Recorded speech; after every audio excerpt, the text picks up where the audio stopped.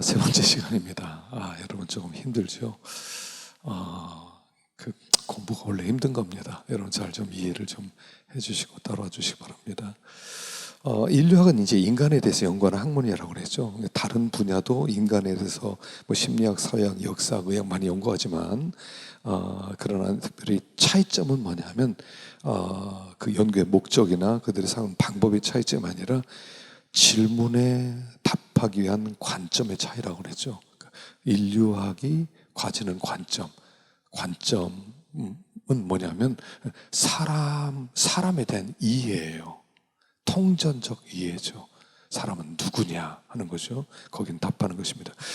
폴 히버트라고 하는, 또 이분도 뭐 굉장히 유명한, 그러니까 이름만이라도 여러분 알고 있으면 좋아요. 폴 히버트.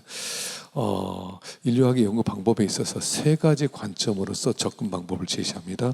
첫째, 인류학자들은 인간 연구에 있어서 포괄적인 통전적인 접근 방법을 취합니다. 즉 인간에 있어서 발생할 수 있는 포괄적 범위의 연구가 없이는 인간에 대한 충분한 이해가 불가능하다 하는 거죠.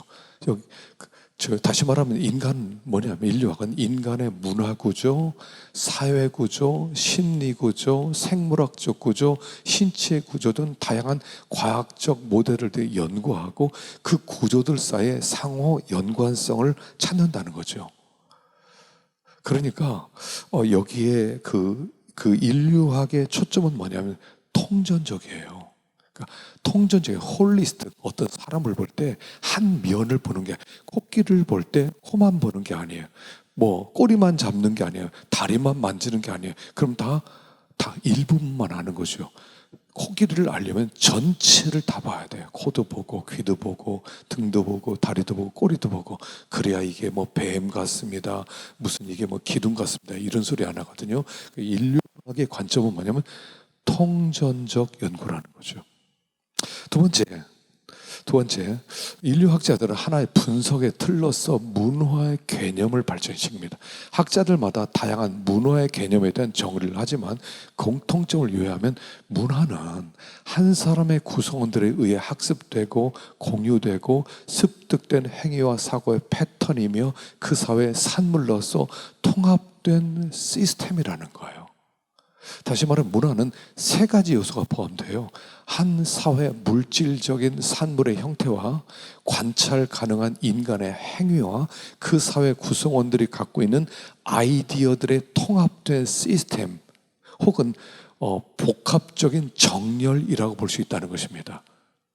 그러니까 문화는 뭐냐면 한 사회 물질적인 산물이 있고요, 관찰할 수 있는 인간의 행위가 있고요, 그 사회 구성원들이 갖고 있는 아이디어들이 통합된 어떤 복합적이고 통합된 어떤 시스템이라는 거예요. 그래서 그 어떤 분석의 틀로서 문화의 개념을 발전시키는 것이 그들이 가진 초점이라는 겁니다. 시각이라는 거죠. 세 번째 뭐냐면, 문화 인류학자들은 다양한 인간 문화 이해를 위해서 문화 비교의 방법을 사용합니다. 이 방법은 우리가 문화의 다양성과 차이점을 이해하는 데 도움을 주고, 이러한 차이점 가운데에서 인간의 근본적 공통점과 단일성을 이해하는 데도 도움을 준다는 것입니다. 그러니까 문화 인류학자들은 한 문화만 보는 것이 아니라 문화 비교의 방법을 사용한다는 거예요. 여기선 먹을 때 이런 음식을 먹고 이런 음식을 안 먹고, 여기서는 잠잘 때 이렇게 자기도 하고 도구는 이런 도구를 쓰기도 하고, 서로 비교하는 가운데 다양한 문화의 인간을 이해하는데 그 다양한 문화 비교의 방법을 사용하고 있다 하는 것입니다. 그래서 이런 인류학자들의 그런 발전사적인 그런 관점에서 그런 볼 때, 과연 비문명화된 원시 사회에 살고 있었던 사람들은 인간으로 취급될 수 있었을 것인가? 그들이 구원이 필요한 존재인가? 이런 질문들에 대한 학문적인 답변을 하려는 그런 노력의 결과가 인류학이었고, 그의 응답은 선교였다는 거예요. 그러니까 사실 인간을 우리가 사실은 지금 이렇게 다 존엄하고 존귀하고 어디에 사는 사람 다 똑같다 그러지만 19세기만 들어서도요, 이게 과연 저 사람도 구원받을 수 있는가, 뭐 이렇게 했다는 거죠.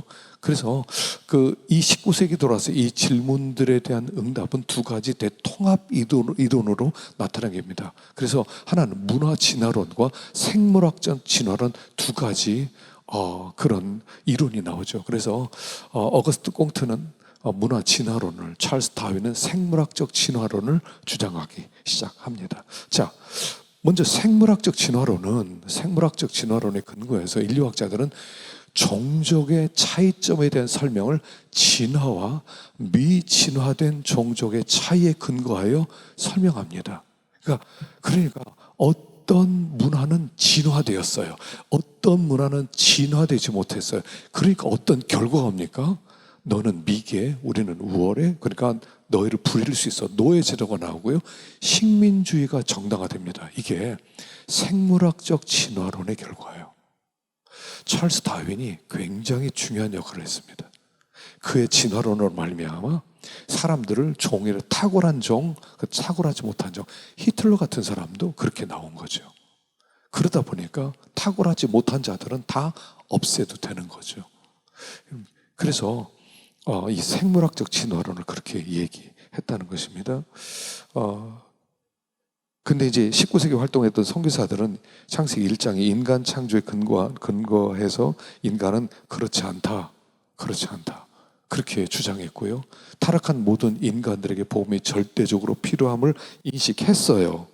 그러나 그들도요, 당시에 인종적, 문화적 우월주의에서 벗어나지는 못했다는 거예요. 그래서 그와 같은 한 예는 19세기 서구 선교단체들이 흑인들을 선교사로 내보내지 않았다는 거예요. 우월하지 못하니까, 미개하니까. 그래서 그 당시 사람들도요, 그 당시의 시각에 매여 있었다 하는 것입니다. 또 문화 진화론이 있습니다. 문화 진화론. 이 문화 진화론이 있는데,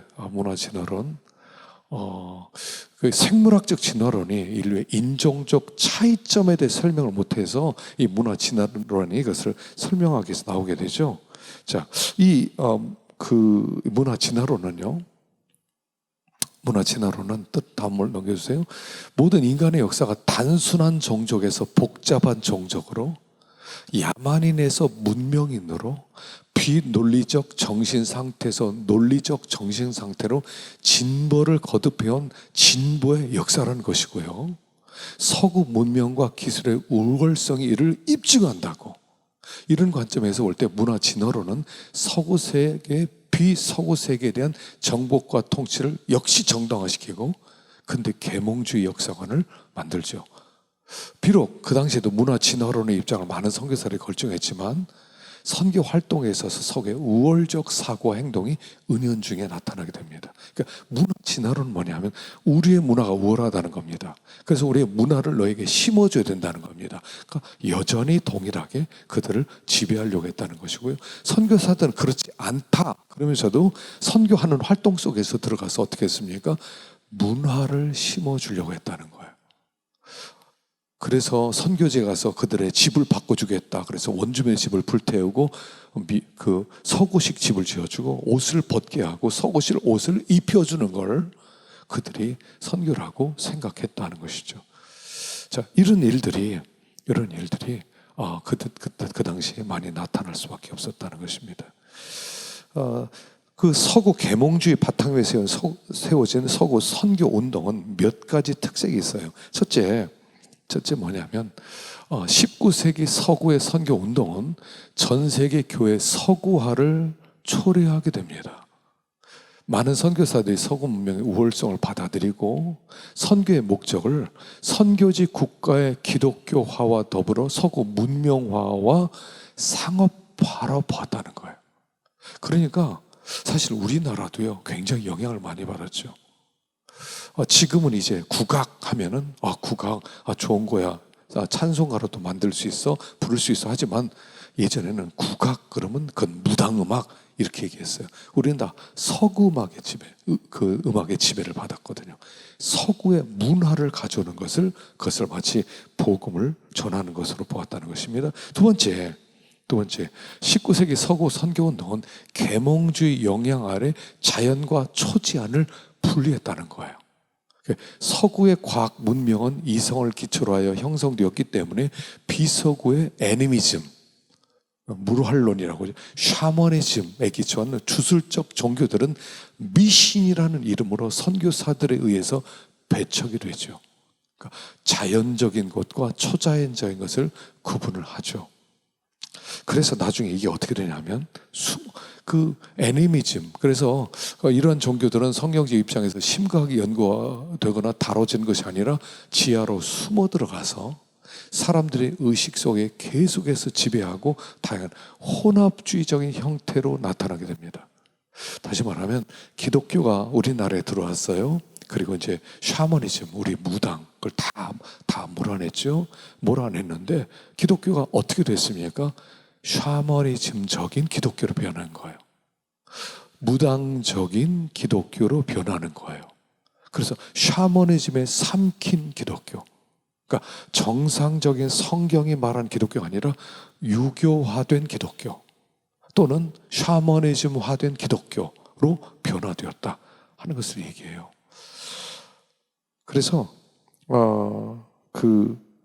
이런 형태로 나타나는 세 번째, 이 두 가지 성향은 기독교 선교가 비기독교 세계를 세속화시키는데 지대한 영향을 했다는 거예요.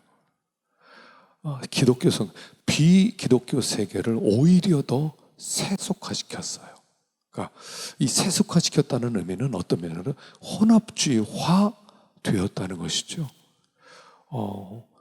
그래서 그들로 하여금 진정한 복음을 받아들이지 못하게 만들었다, 이렇게 볼 수가 있습니다. 그래서 이런 문화 진화론에 반대하는 인류학적 견해가 19세기와 20세기에 걸쳐 나타나는데 그 하나는 에밀 듀리켐에 시작되는 사회과학의 영향을 받아 연구에 의해서는 구조적 기능주의가 있고요. 또 그 구조적 기능주의의 대표라고 할 수 있는 말리노프스키는 타문화를 자세하고 객관적으로 기술하기 위하여 인류학자들에게 현장 연구가 반드시 필수적이라고 역설했다는 사실입니다. 또 이런 문화 진화론의 입장과 또 반대 입장자가 있었죠. 현장 연구와 참여 관찰을 통하여 사회 인류학자들은 타 문화권의 사회를 그들만의 유일하고 고유한 형평과 기능을 유지하는 사회로 보았다는 것이죠. 자, 그래서 이 두 가지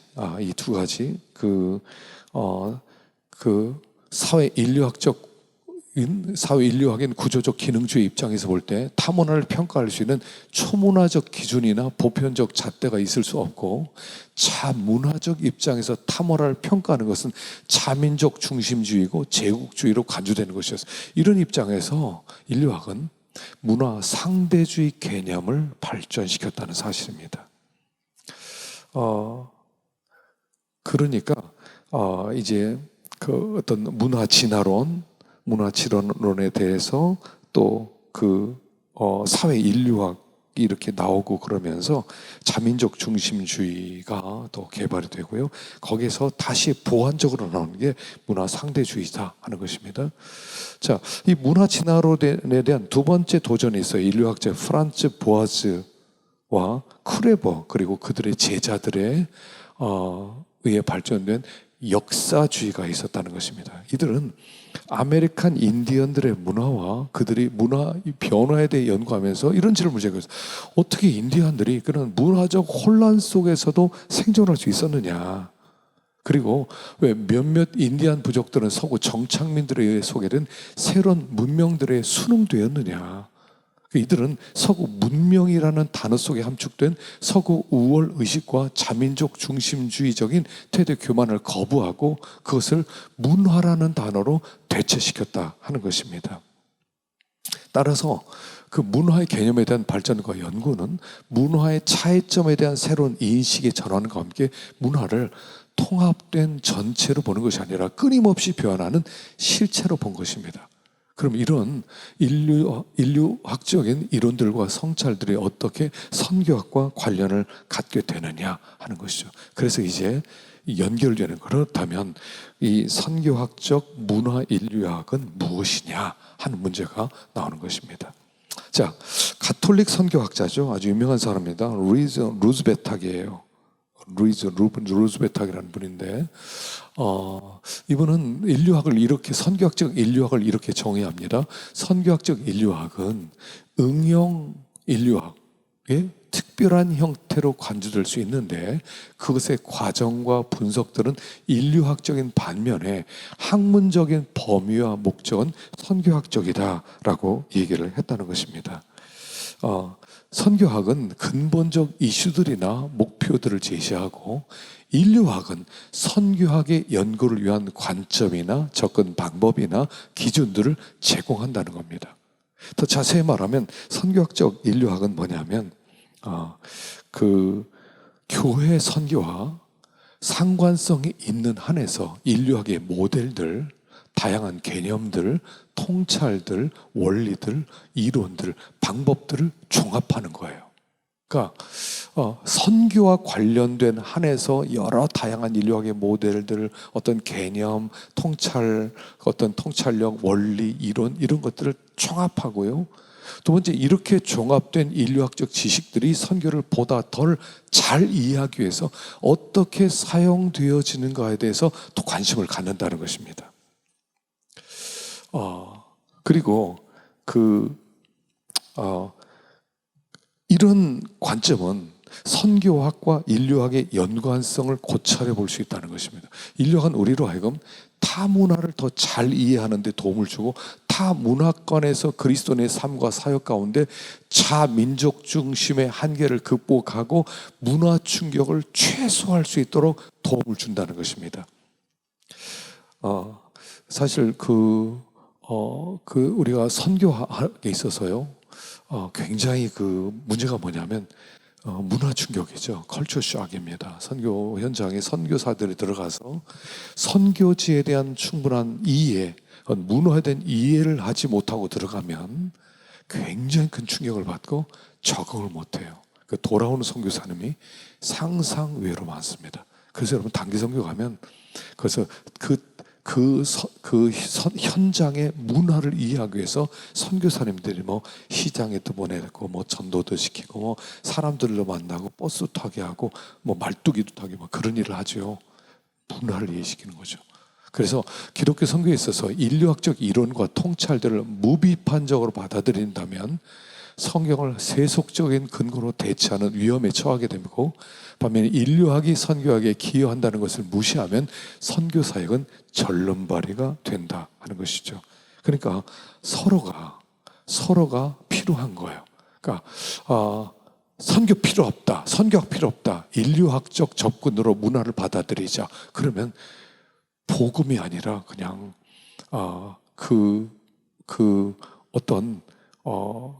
성경을 어떤 세속적인 문화에 넣어버리는 것이고요.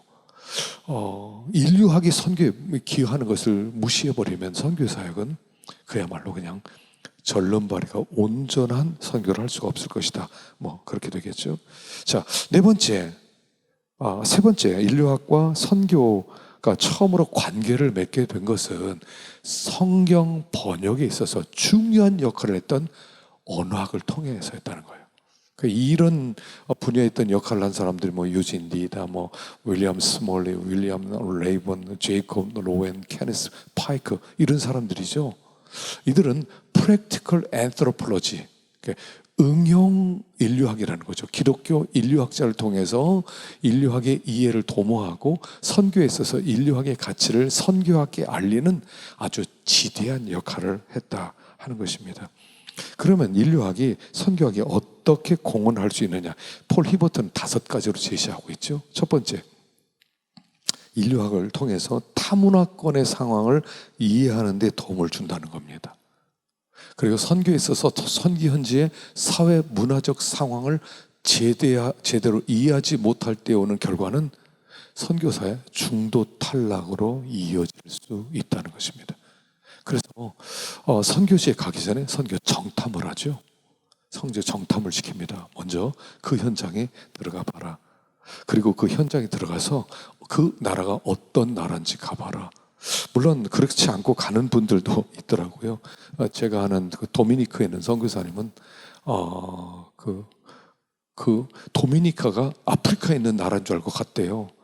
도착해 보니까 날씨가 엄청 덥더래요. 그래서 여기가 아프리카니까 덥구나라고 생각했대요. 근데 물어보니까 거기가 중미이라는 걸 나중에 도착하고 알았다는 거죠. 지금은 선교 사역을 물론 굉장히 잘하고 계십니다만, 그러나 우리가 이제 문화에 대한 이해를 안고 갈 때 아마 덜 실수를 하게 될 것이고 더 빨리 적응을 하게 될 것이고, 아마 모르긴 몰라도 그 선교사님 아마 거기서 굉장히 어려움을 많이, 문화가 달라서 오는 그런 문제도 있지 않았을까 생각합니다. 두 번째, 인류학은 성경 번역과 같은 특별한 영역에 있어서 많은 통찰력을 우리에게 제공한다는 겁니다. 초기 인류학자들은 타 문화를 이해하기 위해서 생소한 언어들을 배웠습니다. 그들은 현지인들의 도움으로 현지 언어를 빠르고 정확하게 배울 수 있는 기술과 현지의 문서들을 자신들의 언어로 번역하는 방법을 터득했습니다. 그 인류학자들이 닦아놓은 그런 언어 습득과 번역의 방법들은 선교사들에게 새로운 언어를 습득하고 성경을 번역하는 데 많은 도움을 주었죠. 인류학자들이 연구한 타 문화권 의사 전달의 방법들은 선교사들의 기독교 메시지의 본질적 의미를 상실하거나 왜곡함 없이 전달할 수 있도록 도움을 주었다 하는 것입니다. 그러니까 인류학자들이 성경 번역, 우리가 사실 성경 번역을 하는데 그들에게 맞는, 문화에 맞는 그런 단어를 쓰고 문법 구조를 쓰지 않으면은 제대로 된 그 번역을 할 수 없는데, 인류학자들이 그때 굉장히 중요한 도움을 주었기 때문에 성경을 정확하게 번역할 수 있었다는 것입니다. 세 번째,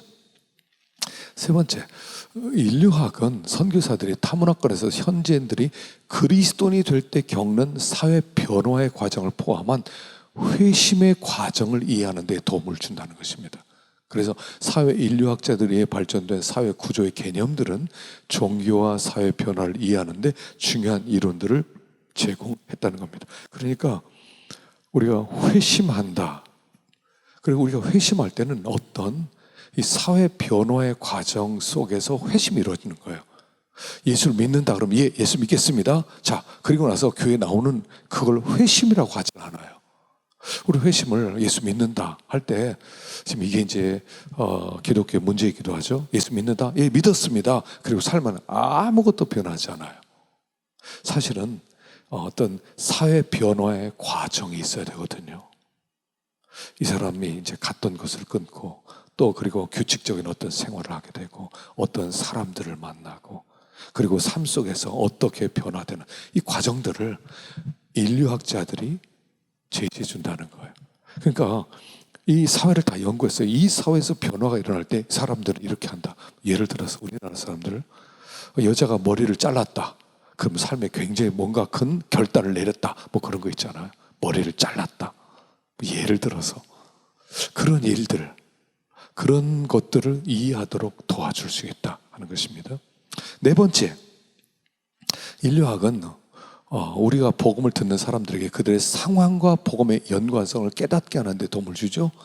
인류학은 선교사들이 상황화의 과정을 이해하는 데 도움을 줍니다. 기독교의 복음은 그 핵심을 놓치지 않고 그것을 듣는 사람들의 상황에서 이해되어져야 되고 그들의 세계관을 변화시키는 회심을 반드시 가져와야 됩니다. 그러니까 복음을 그들의 상황 속에서 바로 증거할 수 있도록 도와주는 역할을 한다는 거예요. 그래서 그들로 하여금 진정으로 회심할 수 있도록, 그렇지 않으면 혼합주의가 될 수 있다는 거예요. 혼합주의가. 그래서 인류학에 이렇게 도움을 준다. 다섯 번째, 우리 여기까지만 하십시다. 인류학은 우리가 세계 다양한 문화에서 살고 있는 사람들 이해하고 그들과 효과적 관계를 맺는데 도움을 준다는 겁니다. 다시 말해 인류학은 타 문화권에 살고 있는 사람들의 문화적 차이점을 잘 이해하고 존중하게 되므로 그들과 친교의 관계를 맺게 하고 이런 관계성의 확립을 통해 기독교의 복음을 더욱 효과적으로 전할 수 있게 한다는 겁니다. 사실 관계를 맺는 거죠. 복음을 전하는 것은 효과적인 관계를 맺을 때 효과적인 복음이 들어갈 수 있어요. 그래서 문화를 이해하지 못하면 우리들이 그들과 가까워질 수 없죠. 가까워질 수 없어요. 그들이 손으로 밥을 먹는데 난 숟갈을 고집한다면 친구가 될 수 없어요. 그래서 이 인류학을 통해서 그들의 문화를 훨씬 더 잘 이해하게 만들고 관계를 맺게 만들고 효과적으로 복음을 전할 수 있게 한다 하는 것입니다. 여러분 수고하셨어요. 수고하셨고 그리고 나서 이제 이게 뭐 한 5주 갈지 또 어떻게 될지 모르겠어요. 5주 만에 끝나면 참 좋겠는데 그럼 얼굴 좀 직접 보고 그렇게 직접 강의할 수 있으면 좋겠다는 생각 들기도 하고요. 그리고 이제 다음 주에 과제는 항상 제가 이제 올려놓겠습니다. 아까 말씀드린 폴 히버트의 그 선교와 문화 인류학이라는 그 책, 그 선교와 문화 인류학 이 책의 챕터 1을 여러분들이 읽고요 요약해서 올려주는 것입니다. 한 학기 동안 또 함께 또 좋은 시간 보내고요. 정말 이번에는 얼굴 한번 정말 얼굴 봤으면 좋겠다는 생각 듭니다. 수고하셨습니다.